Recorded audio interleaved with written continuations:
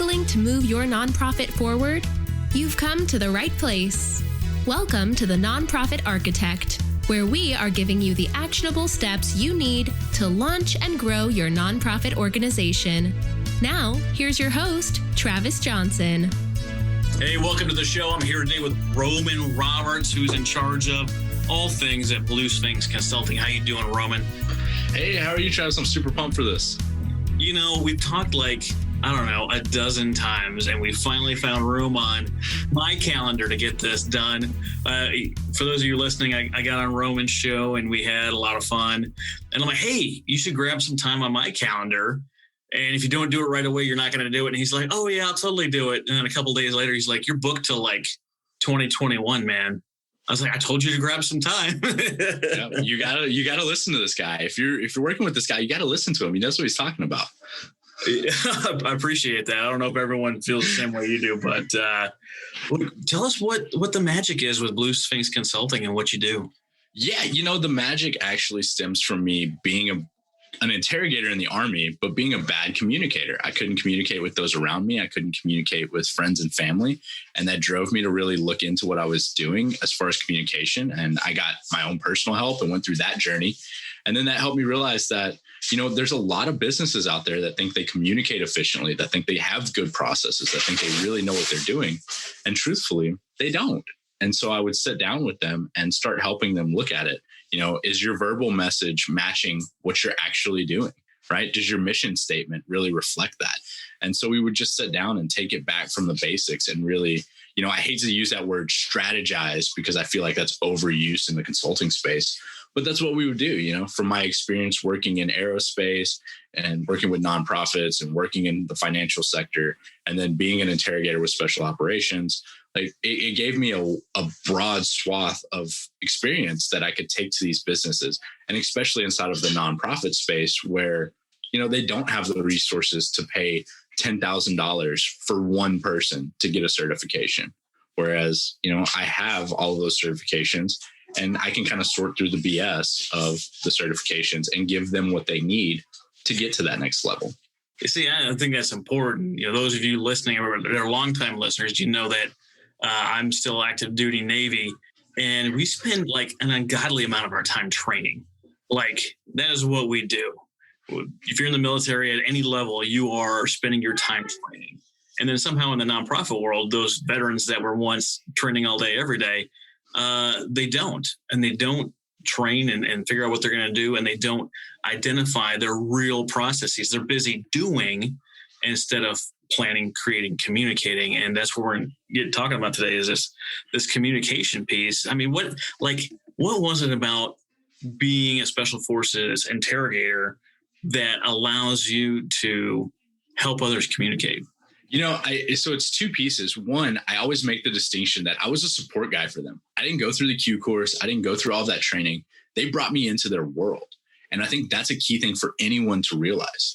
You can be great at one thing, but you're always going to need somebody to support you, right? That's why, if you look at the military, they have those primary MOSs and those support MOSs. And they also, just looking at their weapons and their equipment, they have a primary weapon and a secondary weapon, because you can be great at one thing, but you will always need something else. And so that helped me realize that I don't have to be the main guy. And I got to do some amazing things, but it doesn't change that being that support guy is a needed role, and people need that. And we forget how important that role is. And then we have these bad consultants that put a horrible taste in our mouth, right? By creating these, well, here's all your problems, and if you pay me $3,000 a month, I can solve them, right? That puts a bad taste in people's mouth. And so I said, what made me good working with special operations? And it was because I went in there with that servant mindset, and I went in there and said, I want to know what y'all need, and I want to give it to you. And I want to teach y'all to be self-sufficient, right? They could never do interrogations the way I could, but I could at least show them how to set the foundation for me to succeed.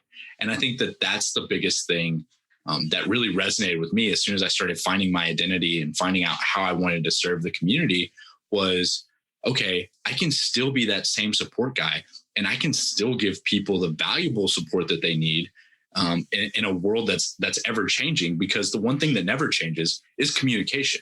Like there's always some form of communication happening. I mean, just the other day, the Clubhouse app came out, right? And now everyone's all about that. But what's funny is that app is going to help people who are communicators win. If you can't talk, if you can't communicate, you're not going to win because you have these split seconds to really present yourself. And that's the same thing is true for businesses, and especially in the nonprofit space, because you're asking for something 9 times out of 10 out of people's generosity, right? You're saying, hey, this is something I'm passionate about and I need your help, right? So how do you pitch it where you don't sound like a traveling salesman trying to give them a vacuum cleaner, right? Like there's an art to it, and there's an art to effective communication, which is why I'm writing that book right now based on everything I've learned from verbal communication, written communication, the West Point Negotiators course, multiple deployments. Like there is a way to communicate that can help you win, and there's a way to communicate that will make you lose. Oh, that's without a doubt. I always bring up, Jim Mattis's 3-step communication process. What do I know? Who needs to know? And have I told them? It's beautiful in its simplicity, but it doesn't always help you figure out what it is that you're trying to say.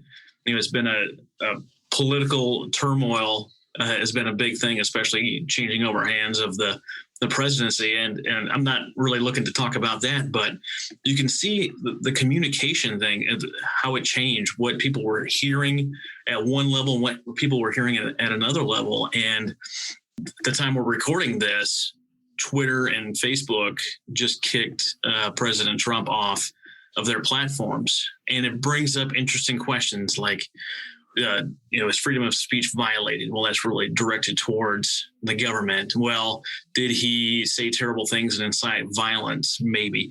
Did the big tech companies, effectively silence the president? Well, they didn't, because he can still do press releases and interviews and all that stuff. But where we're at in the society, they effectively cut the public off from the president, from that direct interaction with President Obama and President Trump. And I'm not here saying anything for or against the other person, but those communication paths and understanding what it is that you're trying to do and trying to convey and what that means, there's always that second layer. There's always that undertone. There's always that emotion. And when you rely on one type of communication, I used to teach safety course because I was an aviation safety officer. And we were talking about communication because a lot of the times with the pilot and aircraft mishaps, you end up with a communication problem. And they're like, the students are like, what do you mean there's no communication problems? Hold on, I'm texting, and I'm nodding my head as I'm texting you. And then you read the text that I sent them. Are you reading it based on how I sent it? Or are you reading it based on how you feel?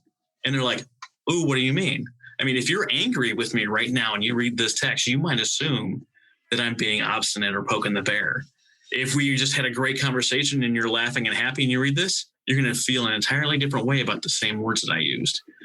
Yep, So I love that. Businesses and nonprofits really decide what that effective communication is going to be and what it's going to look like. Do they test different things, or they just let it fly and hope it sticks?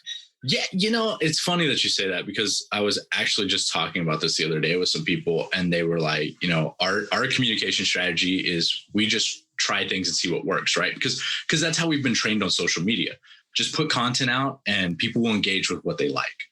So for me, I have 3 steps to communication, and it's very similar, but the simplicity of it is in the first step begins with you planning effective communication, right? So you have to know how you communicate, and you have to know the type of communication that you're trying to portray to other people or give to other people, right? And I say that this applies to every conversation, right? From the Starbucks barista to the board meeting. They all are what's going to grow and flex your communication muscles. And how you flex those muscles is then going to relate to how you continue to communicate. So I believe that you have to create that plan. You can't just go into it and say, I'm just going to try this out and see what happens. Now, as you're planning, you may do things and say, hey, this is a method I'm going to go after, but it's got thought behind it. You didn't just say, I'm going to throw it on the wall and see what sticks, right? Because when you do that, you set yourself up for those positions to really ostracize people, right? I mean, not to get too political, but one of the key points that people always make around Donald Trump is that they feel like he just says whatever's on his mind, right? while people like authenticity, they want to know that there's a thought pattern behind that authenticity.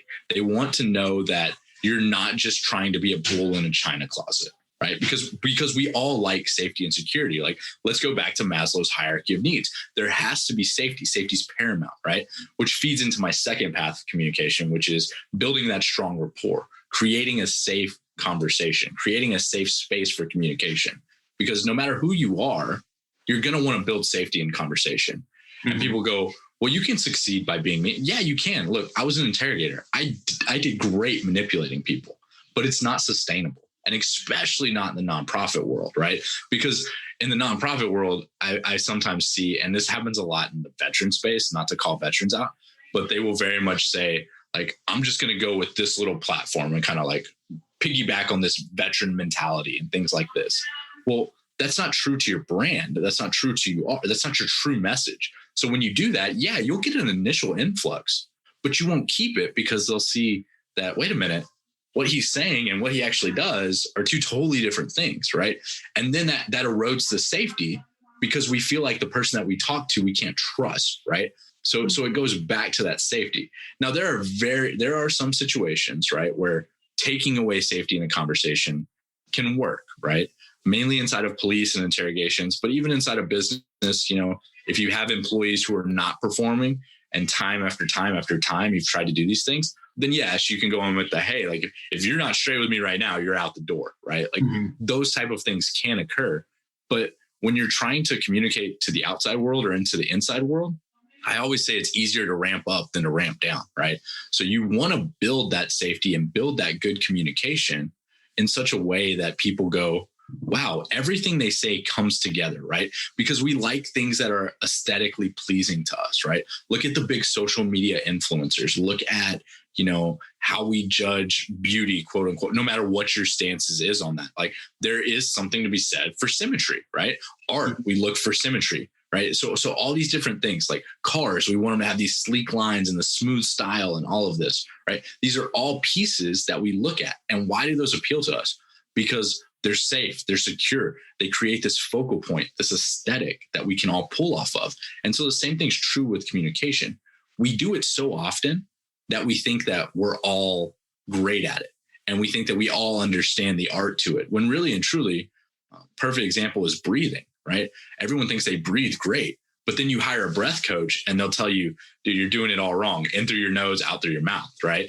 And people forever have just been like, just breathing. Oh, I just do it. It just happens, right? So anytime you have that I just do it mentality, or this is the way that we've always done it mentality, those are two big flags that you need to look at what your communication is, because it's probably become stale. You said something that I really wanted to talk about. You talked about creating a safe environment to talk. And if we look at some of the hot button topics just interpersonally around the globe, we talk about politics, sex, money, and religion. And I think one of our biggest failings is that we're not able or seemingly able to create a space where we can talk about these things openly. We can talk about management, but as soon as you talk about personal money management, all of a sudden people feel attacked. We talk about sex, but we're the Puritans that came over, so that's taboo. And we can talk about religion, but only if we're talking about the same religion. Well, unless you're talking about one of the 40 some odd sects of Christianity, right? Why is it different here and there? I'm going to bring up politics again, but I'm not going to get into the discussion of what it was. But we were flying to Hawaii. We had waited like 15 years to do our honeymoon because we were poor, right? You're broke and you spend money on the things that really matter. And we're flying out there and my wife fell asleep right away. She's not a big fan of travel. And I was sitting next to a gal from the Bay Area, and I've been stationed in Oklahoma at this point for like 15 years. And which is, a red state. And I was like, hey, I'm interested in having this discussion about the candidates at the time. I think the big three were Hillary, Donald Trump, and Gary Johnson. And I was like, look, I really don't understand some of this stuff. Would you be interested in having a discussion about it? And you see the kind of the squirm in the chair a little bit. I'm like, look, I'm really asking because I don't understand some stuff. At this point, I'm going to say that I hadn't voted.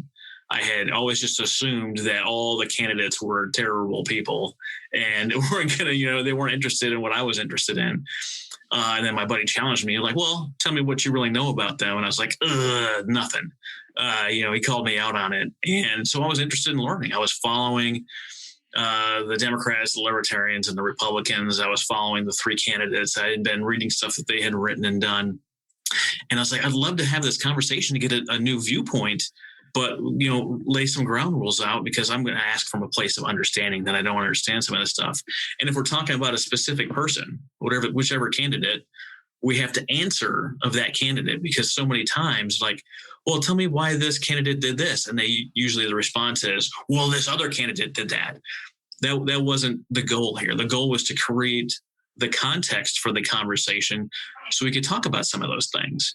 And we were in the air for a couple of hours. We talked politics almost the entire time. At no point did she feel uncomfortable. I gave her the option to stop anytime she wanted. And we covered a lot of ground, and we're able to see different viewpoints. We talked about guns. And I think the thing at the time was, it's easier to get a gun than a library card. And I challenged that a little bit. I was like, well, do you have a library card? She's like, yeah. It's hard to get. She's like, no. I was like, do you think that getting a gun is easier than that? And she's like, well, no. I was like, well, have you ever tried to go buy one? And she's like, I haven't. I was like, wouldn't it be interesting if you grabbed you and your friends and go to a sporting goods store and see what it takes for yourself? Buy one, don't buy one. That's not the point here. And see what it takes. Challenge that thing that you've heard, or it's been drilled into your head. Give it the sniff test and see, what happens for you. Now, I don't have this gal's contact information. I don't know if she did it or not.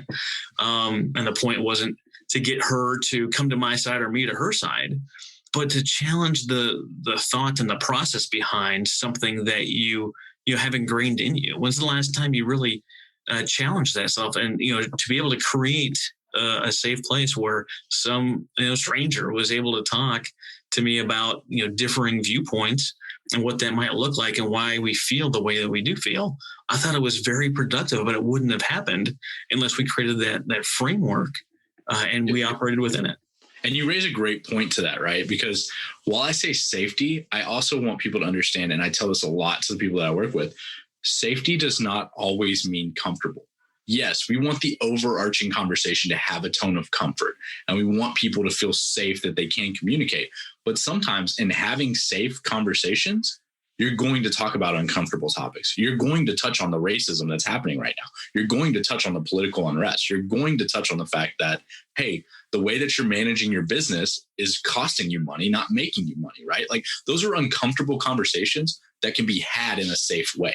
Right? Like, I can come from it from the approach like what you did. Hey, I want to understand, right? So teach me, right? I can come from the approach of, you're doing a lot of things right, but what if you did this, right? So now I'm appealing to your pride and saying you're doing good, but what if you did this? Could you do better, right? And everyone wants to be better, whether we admit it or not. We all know that we can be better, but we always feel that people don't approach us in the right way to do that. So in building safe conversation, I don't want to shy away from uncomfortable topics, right? And the only way a business grows, especially in the nonprofit space, is if you're going to have a safe space for that conversation in such a way that people can say, hey, CEO of this dog leash company, I hate the fact that we do meetings every Monday at 9 a.m. when we all have a status report due to you at 10, right? Like, that's an uncomfortable thing to say. But if you create that safety, they can say that. And then you go, oh, wow, yeah, that actually doesn't line up time-wise. I should probably shift something, right? Because the little things are what crush you. It's never, I won't say never, always and never are bad words to say. But majority of the time, it's not the major things that are killing you. It's a bunch of little things that are eating away at your message, right? It's your mission statement saying something that you haven't looked at in 3 years, that then your website shows videos that don't match that. It's your policy on, leave when everyone knows that you'll just let people go whenever they want, right? It's what you're saying, not matching what you're doing 9 times out of 10. That's interesting. I wonder, so where does, I deal mostly with, startup and new nonprofits. Like, how does someone go through the process of, defining their communication? Is there like like they've been operating for a few months and now there's a question of, how do they handle something, but they don't have like this written policy? I know that I've talked in the past to check out my interview with Debbie Corge. We talked through a whole litany of policies and procedures, and she's got a little PDF in there with a list of like 200. It's not 200, but it's a massive list of what policies and procedures you might have in place. I know we touched on like 4 of them, but like, how does an organization decide what a policy should really look like? Yeah. So, I mean, there's tons of formats out there, right? I'm a fan of the ISO 9001 standard of policies. So for me, that's kind of what I build those policies off of. But again, to your deeper question, right? How does that communication of that policy work? As an organization, when you start, you should be thinking, hey, I'm going to communicate my message out. I'm going to do this, right? Because any kind of nonprofit, you have a mission, right? Whether your mission is to help children in foster care or to provide dog leashes to service dogs, you have a mission, right? And so it begins with that right there, because in all honesty, that's your cornerstone. That's your pillar, right? Whatever you're telling people your mission is, that's what they're constantly going to come back to. That's almost your anchor statement, so to speak. So what's your anchor statement look like? And when you built it, did you put in the thought of it of, hey, this is just my passion and this is what I feel, right? So I just wrote it down. I put all my feelings down, because while that's authentic, does that communicate well, right? Mm-hmm. So it begins with that right there.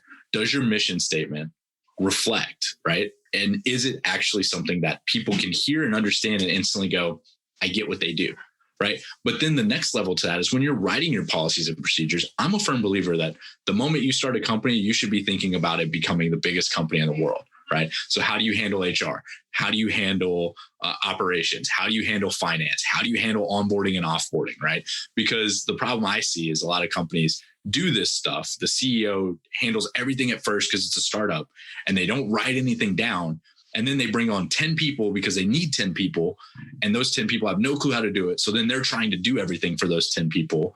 And they're like, oh my gosh, I have no time to grow my business. And I'm so frustrated at the people that I work with. When truthfully, it's not the people that you work with. It's the fact that you just said, hey, I know I need you. You seem like someone who can handle it. So now go and handle it. But then you didn't give them that space to handle it, right? So communication is also giving some of that freedom. But when you write those policies, you give them that roadmap. And then now safe communication comes into play. They look at that policy and they go, hey, Roman, you're telling me this is how you want to run operations? I don't think that's effective. Like, what if we looked at this piece right here? Right. And so when you do that, it creates this way that people have safety, but written policies last. So you have a communication style that stays forever and becomes an additional pillar of your business.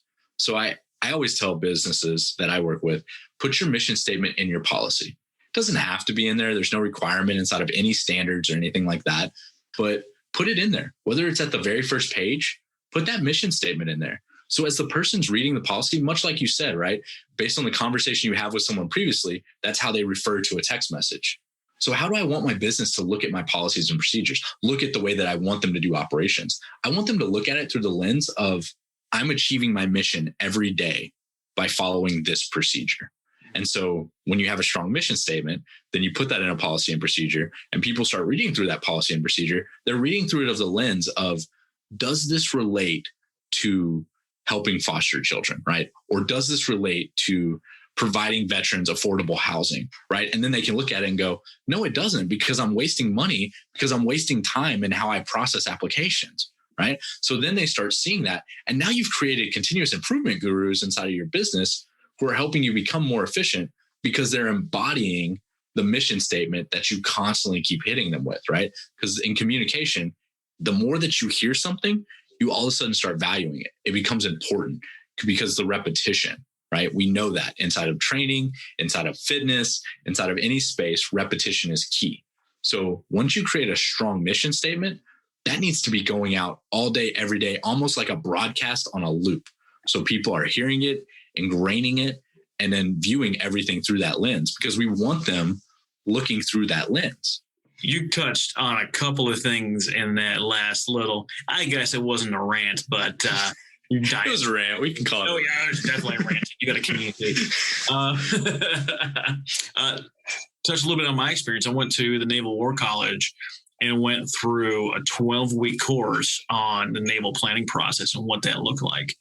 And you're analyzing the enemy, you're analyzing your own forces, finding the weak spot, all this stuff, like really in-depth stuff. And then you get to where you're actually writing the policies and procedures, the instruction about how are people going to go out and execute this mission and what does this look like?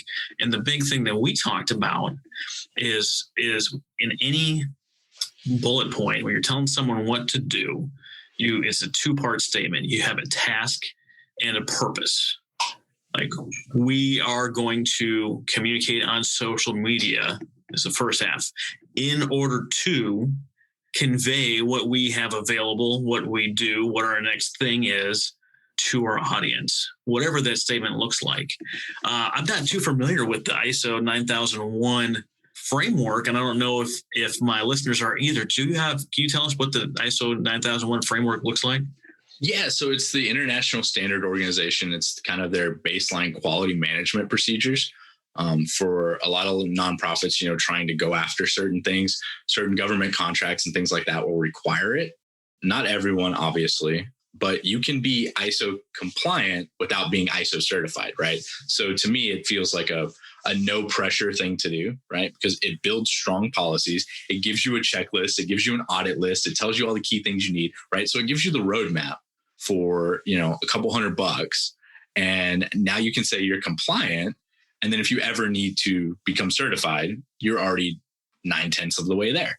But what it does is it essentially lays out very similar to what you're saying, right?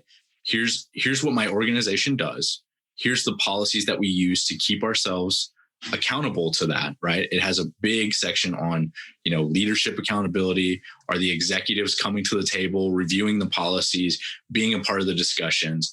And it has big pieces on continuous improvement and auditing, right? Because a key thing is that we keep track of how our business is moving, that we're tracking those metrics.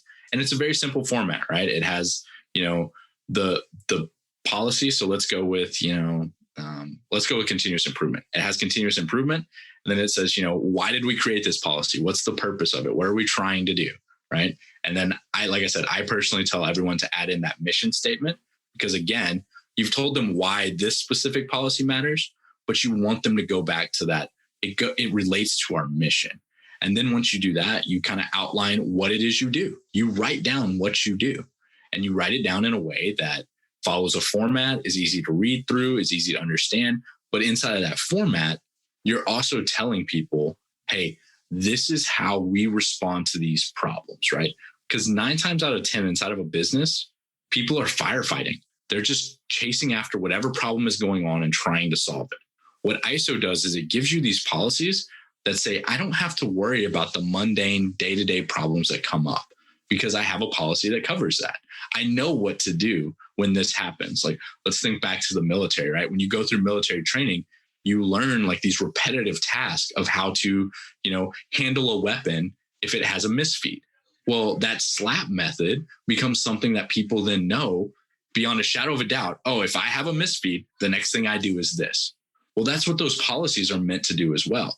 Hey, metric came back bad. We're down 30% in sales. You're going to need to sit down and identify what's happening.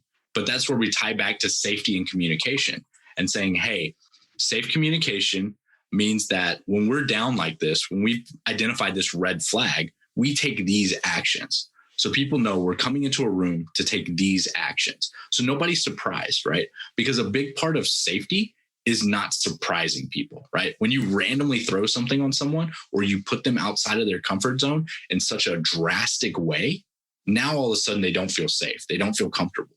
But if they know, hey, if we're down 30%, these are the things that are going to occur because this is the policy that I was trained to when I walked in the door. And this is the mission to provide, quality dog leashes to service dogs.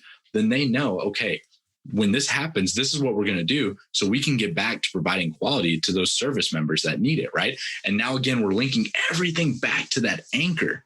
So when you have a standardized policy to do that, it makes it so much easier. It makes it so much quicker. And it eliminates that fear and confusion. And it's when we have fear and confusion that people then try to fill that space. Like if you've ever sat in a room with a bunch of people and it gets really quiet, watch the people who all of a sudden start trying to fill the conversation. 9 times out of 10, they're filling it out of a place of fear or out of a place of uncomfortableness, right? Like, hey, the conversation just died. What do we do now, right? So they try to fill it. Well, people will do that inside of your business. If you don't give them the communication of what to do, they're going to try to fill it. And then they're going to fill it with something you may not want them to fill it with. Yeah, and now you have to deal with that. Put down the blowtorch. That's not how we fix this. Exactly. For those of you CEOs, founders, executive directors, maybe board presidents listening to this, you're like, but it sounds so time consuming. Imagine if you have a policy that's going to answer a question an employee comes to you with, and you don't ever have to answer it again because it's already written in the policy. Now, if it's not laid out the way you want it to, and it leaves some ambiguity or it leaves some questions are going to come to you, and then you solve that ambiguity, but then in theory, you just saved them ever asking the question of you again. You just bought yourself a lifetime of time of avoiding that future question that feel like hey, I know we talked about this 67 times, but I can't remember what you said. And you're like, dude, do you take notes? Like, have you ever held a thought in your head before? And that's just a little frustration that you might feel. But if you have it, codified in a policy, then the answer is available to them. And then you encourage people to, oh, hey, did you read the policy on blah, blah, blah? And like, oh, is the answer in there? Yes. Yeah. Like, don't bother me. Like, go take care of what you can take care of before coming into here. And I wanted to say one little thing that you see, keep bringing it back to mission statement. And I think it would be doing my listeners a disservice if I didn't touch on mission statements a little bit. You have to decide what your mission statement looks like. Is it broad on purpose to allow you to do a lot of things? Or is it niche down and laser focused because you only want to help dogs that only have left feet? Whatever your thing is, if I look at mission statements for like TED, it's 2 words: it's spread ideas. The Smithsonian, their mission statement is to increase and diffusion of knowledge. Like, that's it. It doesn't have to be 3 sentences long. It doesn't have to be complicated. Does that tell you what they do and everything that they've done meets that mission statement? Absolutely. But you're going to have policies and procedures that are going to talk about things like employee conduct and retention that don't necessarily have to deal directly with the mission. Directly, like indirectly, it takes care of standardization within. It gives employee safety, security, and those kind of things, but isn't maybe directly tied to the mission, but allows your organization to do the things that it needs to do by taking care of the people within. Yeah, and I will say for most of those people who have, 5, 8, 10 sentence mission statements, it distills down to 1 or 2 sentences, right? Like it normally does. And that's the other thing about communication. We try so hard to put so much into communication, right? Like we want to give everyone the detail. And when I was going through the Wicklander-Zulawski course, which is a written statement analysis that police officers use when they're analyzing sworn statements, when you look at those, you can tell when people are just trying to use filler words. There's certain ways that sentences flow and structure and things like that. The same thing applies to mission statements, because you see these organizations and you think, I have to have a long mission statement. It's like you said, it can be as simple as 1 sentence. Police officers to protect and serve, right? Like that's their mission statement. And then everything flows into that, right? And so I challenge a lot of these businesses when they go, here's my mission statement. And it's on this giant placard on a wall and it's this long paragraph. And I'm like, dude, people stop reading after the first 4 words. Like, sorry, man. They're not reading it. And you can't train your employees, your volunteers, your board members to regurgitate that if it's not succinct. Yeah. Like, why do we remember Nike? Just do it. Right. Like these very simple things are what resonate with us. Right. And that's kind of what I always challenge businesses to think of. Like, are you overcomplicating communication because that's what you quote unquote have been told to do, or you've been doing all this time, right? Like it doesn't have to be these crazy long things. And when you're writing your policies and procedures, it may only be 4 or 5 subpoints, right? The process for onboarding may not be extremely extensive, and that's okay. You don't have to have a 50-page policy. But what happens is people try to do that, right? To validate, to show that it's an important policy, to show that we want to read it. but how much of it is fluff and how much of it is real communication, right? Again, we get back to that communicating efficiently and effectively means communicating in the least amount of words possible. Yeah, I'm with you. You know, for those of you like, dude, well, you're in the Navy. Like, what is the Navy? How does the Navy do this? Well, when we go through and we're doing this planning and we're doing all the things that we're doing, we have our own mission statement. We call it commander's intent. Commander has said that he wants to do this.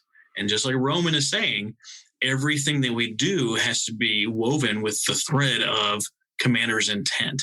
If we're talking about, you know, if our job is to secure the beach and someone comes up with the idea like, well, we need to set up an ice cream shop, you know, that's a good idea. Like, we like ice cream, but does that desire, does that new idea, does that meet commander's intent of securing the beach? Well, it doesn't. So maybe it belongs in another plan or for another time. And there's nothing wrong with that. For the event that you have coming up, is your event a fundraiser or a fundraiser? Which one is it? Are you inviting yourself to your own party? What does that look like to you? If your goal is to go out and you've got the money you need for the year and you're going out to have just a fundraiser, just to have a good time with the community, well, don't follow it up by asking for money. Yep. Well, we always got to ask for money, Travis. No, you don't. No, you don't. You can say thank you. You can have fun. You can talk about whatever. You can do a pie in the face, whatever the thing is to have a good time. But if the mission of that event is to raise friends, then keep all this stuff that has nothing to do with raising friends out of that event.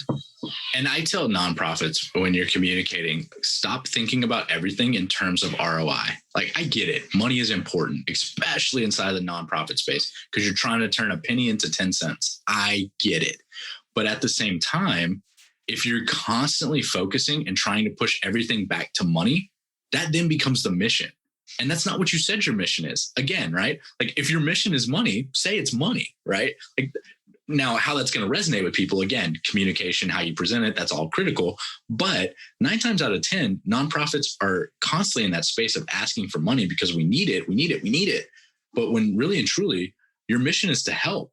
If you stick to that core of helping, right, creating, affordable housing for veterans, the money will follow because people will go, holy cow, they are really on this mission to make affordable housing. So I am going to give to them, right? And now the reasons that people give may not be altruistic. That's totally different, right? Like, that's a totally different revenue stream and avenue that you can go down in communication. And I think that's more manipulative.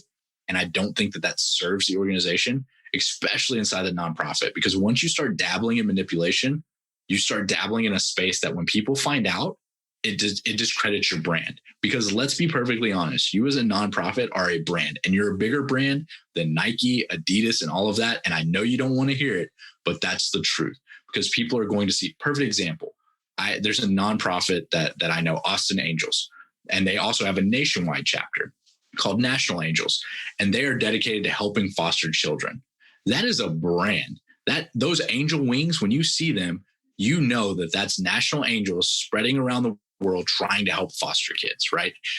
And if they all of a sudden start doing these mass manipulation things, people are going to know that and see that and associate that, right? We put a ton of time into creating this beautiful logo, but how much time do you put into hitting your mission statement? How much time do you put into writing that statement clear and concise in a way that relates back to everything you do, right? Because you want your employees to go out and say, I work for Austin Angels and we want to provide love to every foster child. That's simple. That's easy. And when you hear that, you go, damn, that sounds good. Yeah, I want to give foster kids love. Like, love, like nobody's like, that's a horrible idea. We should not give them love. Like, that's the kind of thing. Like, you want it to be Nike's Just Do It. And then you have to realize that when you create a Nike's Just Do It brand, that's going to follow you. And every action you take is either going to be a positive or a negative ROI for that. The ROIs don't always have to be dollars and cents. Sometimes it just has to be awareness. Yeah, absolutely.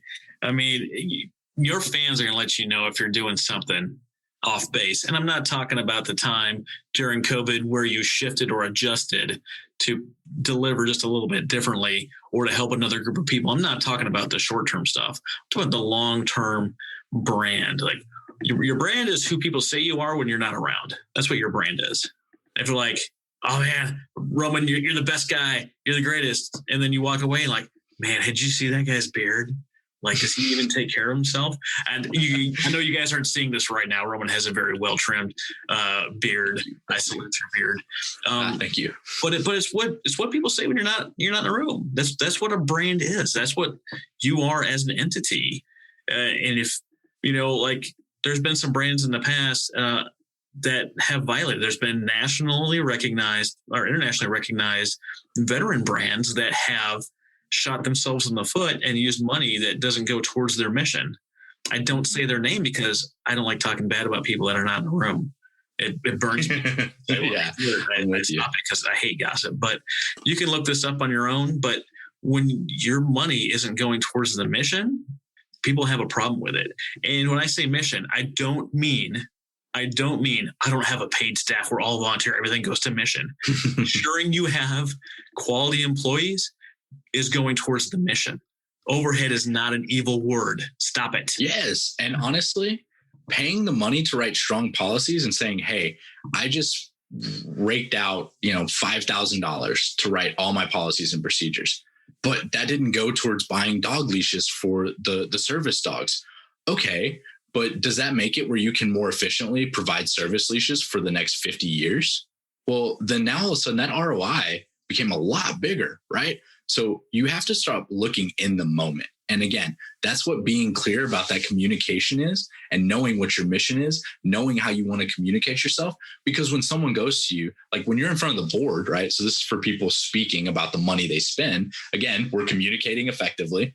So when we're doing that, we say, hey, I spent this $5,000 because I know that if we have strong policies, we will not have to go back to policy writing, meaning we can dedicate more time towards events to get leashes out there to people who need them. Who's going to argue with that, right? And that's part of what safe communication is.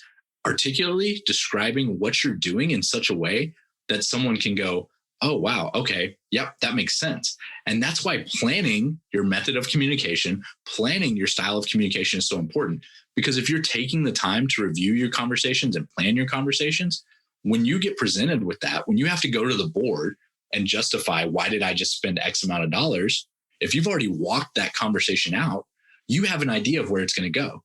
I'm not saying you're going to always 100% get it right, but you're going to be able to play it out, both the positive and the negative, right? We need to start being our own devil's advocates inside of conversations and saying, hey, did we do this right? Did we do this wrong? Same thing with our mission statement. We need to start playing devil's advocate. Did I write a mission statement that's going to further my organization? Or am I going to have to go back to this in 3 years and go, oh man, I did this wrong. I said this wrong, right?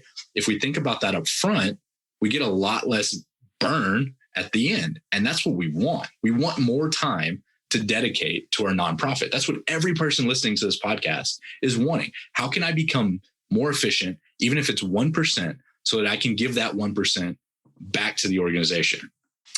I know that when I did, Navy planning and we were putting together policies and procedures and setting up operations and all these different things, we did some great work right up until we talked to another department. And then we realized that we were planning in the cone of silence or in a silo, and we didn't consider any of our other teammates or our support team how we were going to actually execute this thing. That's great that we want to move these people from here to there, but have you talked to the people that own the buses and the airplanes? Are you their only priority? Are you their top priority? Are you priority number 5? Do they have the space for what you want to do? Because wanting to do something is one thing. Ensuring you have the means to get there is another thing. What do you tell organizations that are trying to have just one person in an organization write policy, or have every department come up with their own policy without doing any crosstalk? I will tell you, neither method is wrong, right? Whether you have one person do it or a team, like either method can work. But again, it works based on communication, right? So we have to plan, again, planning that communication. How are we planning?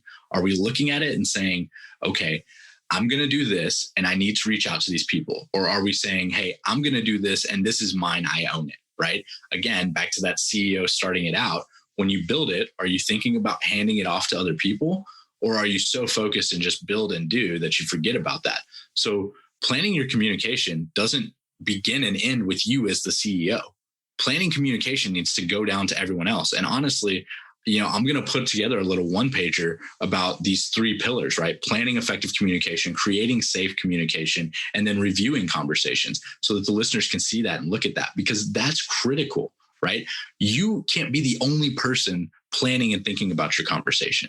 Everyone in your organization has to embody that mindset of, what am I communicating? How am I communicating? And am I doing it effectively? Because the next step of that would be, hey, I'm creating a policy on operations, and I know that the finance department is tied into operations because they receive the invoice.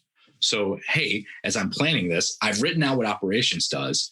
Now I need to go talk and create a safe space for finance to say, hey, look, I'm not trying to step on your toes, but in operations, this is what we're doing, and we want to be able to be more efficient in how we do it.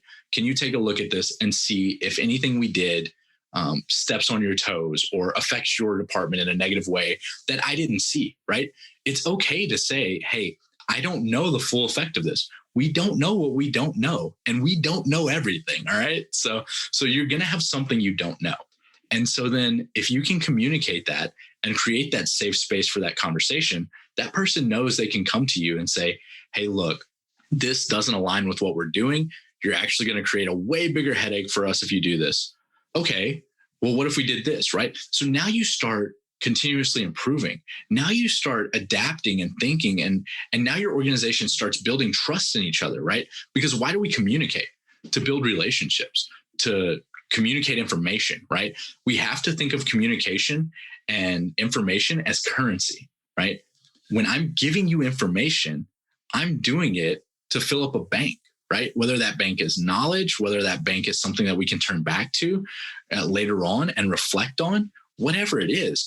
But if we don't start viewing it, right, knowledge is power is what we always say, but we forget that every communication we have is providing knowledge, whether good or bad, right? Because you can provide negative or positive ROI. And so when we're doing that, are you providing them that information that they can pull from? Are you giving them that currency that you can continue to exchange and grow and build off of, right? Because ROI exists for communication too. And we want to create communications that create investments, that create growth inside of our organization. Nobody wants to see their time result in nothing. And so if we're communicating efficiently, we're letting that become something that's effective. We're letting that become something that's valuable, right? Because now finance knows, hey, operations aren't these gunslingers that just do whatever they want. They actually want to help us. So now they maybe before they were talking behind the back and saying, oh, those operation guys are the worst. They just give us crappy invoices. Now maybe finance understands they give us crappy invoices because they don't even know what an invoice is. They wrote this policy with no clue what it is. We want them to do. Right. If we told them what we want them to do. Wait, when I do these things, I keep bringing up the military because I've been doing it for 20 stinking years. There's nothing like saying, go into another department and you've got this thing that you've created. You're like, hey man, I'm not the pro in your area here. Take a look at this. Tell me what I missed. I know I missed something. What did I miss? What am I'm missing the boat on something. What is it? And I tell you what, asking someone for a favor is a great way to get them on your team. Like, I don't understand this whatever. Take a look at this. Tell me what I missed. I know I missed something. And all of a sudden you have their buy-in on the process because they know that you came to them, which tells them you think they're important and that they have a skill that you don't have. There's nothing like being the CEO or the whatever title that you have, and someone thinks you're walking around just being arrogant and you don't need them for anything. What a great way to cross that bridge. And the other thing we do, especially in aviation, is we create checklists. We're going through a procedure needs to be done, like, I don't know, building a podcast and all the things that have to do to go into the podcast. Well, you create the checklist. And how do you verify the checklist? You give it to the new guy and say, can you do the thing without any other input? And if any time they get stuck, they do something wrong, they get up and you missed a step. Or you have too many steps. It's not clear in communication. If you can get it to the new guy in some other department that doesn't know anything about what you do, and they can accomplish exactly what you wanted accomplishment in a timely manner and the way you wanted it done, then you know you've done it right. You've got your litmus test, you've got your QA, and people know exactly what it is that you're doing, and it makes sense. I love that. And you touch on a great point there, right? When you talk about, come to people in a way saying, hey, I want to learn from you. inside of interrogation, there's multiple what we call approach strategies. And I think the one that's most commonly known by everyone is good cop, bad cop. But what you don't know is there's a lot of other things, right? Incentive and things like that. And I won't dive into all the tradecraft of it. But inside of nonprofits and business in general, right, as I've looked at this more and more and been involved in it more and more, I see two things that constantly rise to the top: pride and ego up, and a teach me approach. You know, like not a we know all, it's a you know all. So teach me, right? And giving people that power, making them feel important. And I'm not saying like a fake importance. It's true, right? Don't go to somebody who doesn't know and tell them, hey, I want you to feel like the most valuable person in the world. You're important. You know how to do this, right? Don't set them up for that failure. But for the people that do know and the people that you're communicating with, come to them in such a way that they know, hey, I respect you and appreciate what you do. And I understand that you have a skill that I don't have, because we all do, right? And when you communicate that to them, they're going to want to come back to you time and time again. They're going to want to be a part of the checklist because it makes them feel good. Like you said, right? Someone needs me, but also they'll start seeing that it takes work off of their plate. They'll start seeing that what you're doing is a benefit to them. So if you're going to go willingly do the work and all they have to do is look at it and say, yes, I agree, or no, I don't, they'll gladly do that because you took something off of their plate, right? So you incentivize them to be a part of what you're doing. And now, again, we never know the reach of something we do. So when you do that, maybe then they hear someone say, you know, those operation guys, they don't pay any attention to what anyone wants. And they go, hey, whoa. They come to me once a week and ask me to look at something, or they never put a new policy out without first talking to me. What are you talking about?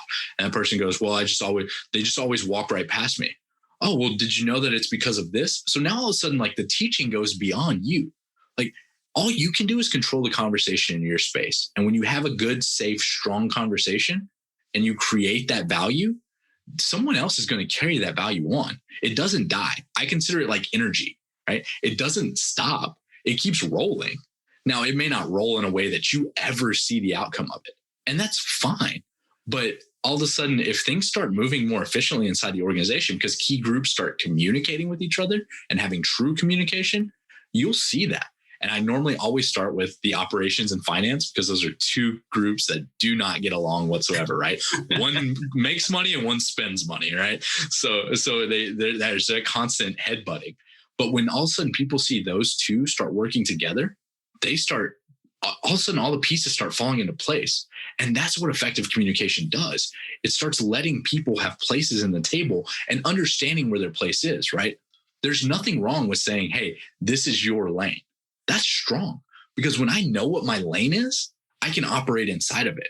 And then I know, hey, this is not my lane. So I need to go talk to this person over here. Right. Mm-hmm. So now we're not stepping on each other's toes. We're not creating negative space by saying, hey, I was working on that project. Why'd you take it from me? Right. Like we're creating everyone going down the same lane towards what? Towards that mission statement. Right. And it all links together. And that's what I love about effective communication and policies and procedures in organizations, because when they do it right, everything starts feeding into each other and people start seeing it and then they buy in. And they want to be a part of it. And then all of a sudden you start hearing, hey, did you know that this is like the least effective thing we've ever done? And we've been doing it for 20 years. And you're like, oh, no shit. No one knew that. I love all of that. As we're wrapping up here, I want to know a couple of things. What haven't you told us that you wanted to get out today? And number two, what do you have on the horizon?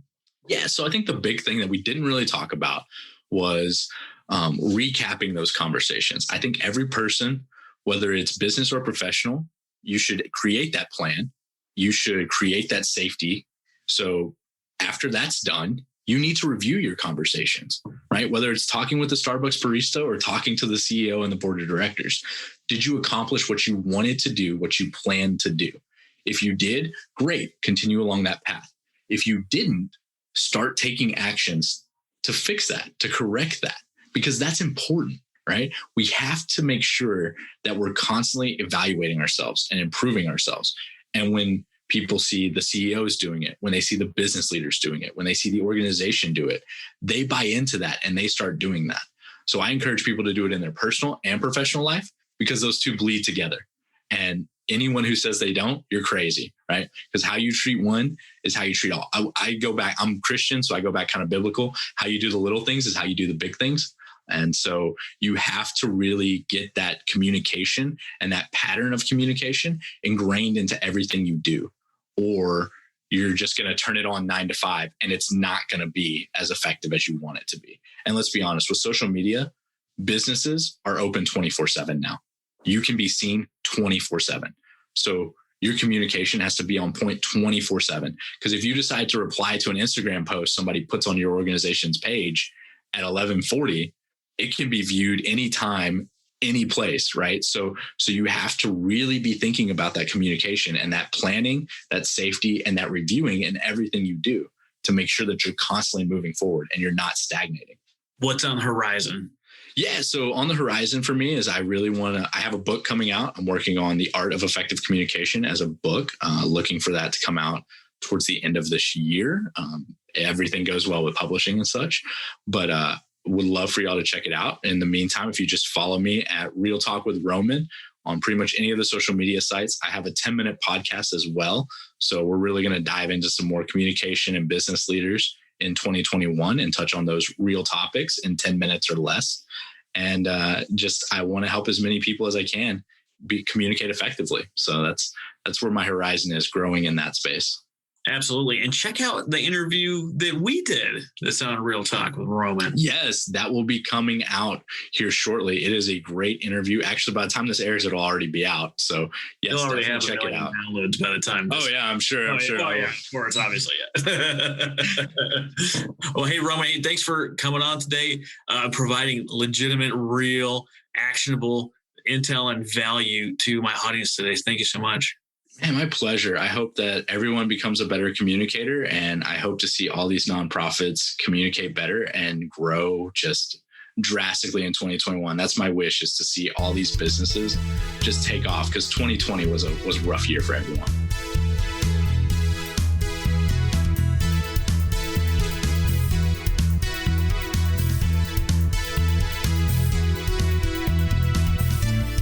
You've been listening to The Nonprofit Architect. To listen to all our past shows, visit http://nonprofitarchitect.org. And be sure to subscribe, rate, and review our show. Thank you.